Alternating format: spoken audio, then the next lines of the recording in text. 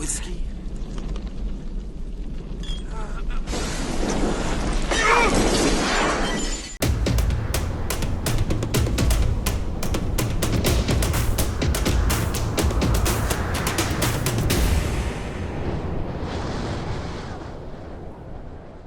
What's up, Raiders? This is Groovinator from raidersofthelostflicks.com, and I want to give a special shout out to Scott Honeywell. He's a trusted member of my Facebook group, and as you guys know, I'm very active on my Facebook group, so when people bring these things to my attention, if I can find something to talk about, I'll definitely put it into video form. This video should be my review for Impractical Jokers, but a lot of stuff has happened in the last 24 hours, especially with Disney Bob Iger, President CEO, stepping down, and Bob something or other, some other guy coming in and taking over, the guy that runs the theme parks, and it makes you wonder what's going on with Disney. Reportedly, they're not financially better off, and I think it's because of previous videos where I've said that Disney has eaten too much. They have too many properties that they just can't manage them all. They're overwhelmed. They've devoured their competition, and honestly, people are getting tired with the Disney business model. I mean, Galaxy's Edge is a glorified shopping mall. It was hyped up beyond belief. Reports came out were not good at all. A lot of people that have seen it says it's extremely underwhelming. They spent a fortune on this thing. They're not making it back. Rise of Skywalker came out. It's not making a lot of money. It made decent money, but not what they needed it to make. So there's also that. Yeah, the guy that's running the theme parks, now you're going to treat the movies that way too. I mean, you may as well. You kind of already have. Disney's biggest business model is, what thing can we make that will make more money? They don't want to invest in any kind of a vision or a story or an ideal. They don't have any creative talents in Disney anymore. They just don't. They just remake and wash, rinse, repeat until something lands. And I think they spend more money than they make. And the fact that they pretty much purchased all of the competition means that they don't really even have to try. And people just go see this stuff anyway because there's simply nothing else to pick from. It's kind of a sad process. But yesterday I reported that Harrison Ford had said some things about, we're going to subvert fans' expectations, and immediately drew me to mega facepalm, like,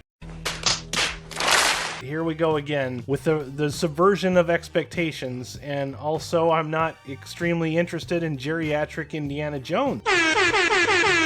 It's nothing personal against Harrison Ford. I just don't really think that he's the same Harrison Ford that I remember when I was growing up. He's grouchy old Harrison Ford that just kind of just does these things and doesn't really care anymore, and I'm not interested in where they're going with Indiana Jones. But then this news comes out that makes me give it a little bit of a double take. This is James Mangold reportedly taking over for Indiana Jones 5 from Steven Spielberg. So James Mangold did one of my favorite movies last year, Ford versus Ferrari, and also I gotta admit that Logan was a really good movie too. It's not something that I want to watch repeatedly because I find that movie to be a bit on the depressing side and the sad side, but I'm not going to say that it's not a good movie. In fact, I would love to see James Mangold do an actual Western. I mean, he's primed for it. Just do a real Western with a really good story. But if he's going to do Indiana Jones, I could think of worse directors that I would rather have doing this. And also, Steven Spielberg, I keep waiting for him to make like the next Jaws or the next War of the Worlds or something fun like that. He just seems to be a little more self-absorbed. He's a little more into doing these expensive biopics that people just kind of watch and then forget about. And he's not the same guy that I remember as well. So that magic is just kind of diluted and gone.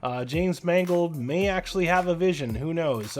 Here's a shocker. According to Variety, Steven Spielberg is ready to step back from directing an Indiana Jones film, looking to hand the directorial reins off to someone else. That someone, Le Mans 66, aka Ford vs. Ferrari, and Logan director James Mangold. The trade mag sources say that the deal is not yet final, but that Mangold is in talk to take on the mammoth job, and this is not a decision to take lightly, but one that Spielberg has set up so as to pass the baton to a new director, so as to bring some fresh perspective to the series. He will, however, remain very involved as a producer. Harrison Ford is still attached to return as Indy, and the film has been in development for a while, burning through different drafts of the script in an attempt to recapture the magic of the first three films. Yes, we know there is another. You know, recapture the magic. That seems to be Disney's motto now. It's not really recapture the magic, it's recapture the money. And it seems like they're having a hard time finding it, coronavirus be damned. However, it ends up the 5th movie is scheduled to land on 9 July 2021, and Mangold certainly has the chops to pull off something great if he's given the chance. Now we wait to see if this is officially confirmed. So it's the rumor mill, okay?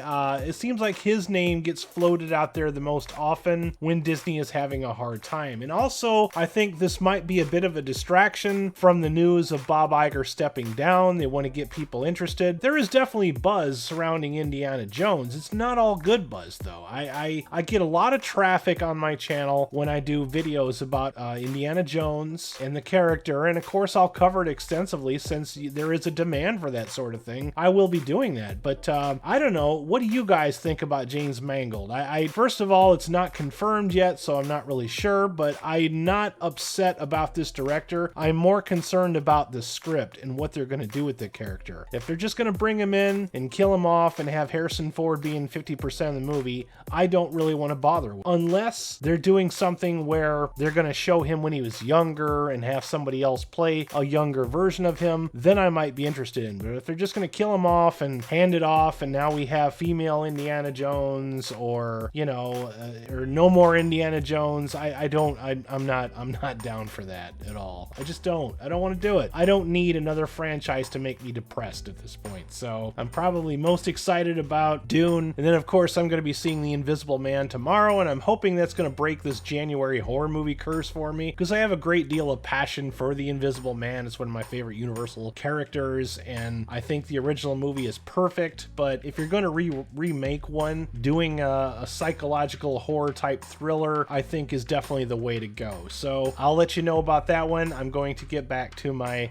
Impractical Jokers review. I'll probably have that up late tonight or early tomorrow. Anyways, that's all I got for this one. Until some more news drops and distracts me again, you guys have yourselves a groovy day. And this is the Groovinator signing out. Peace.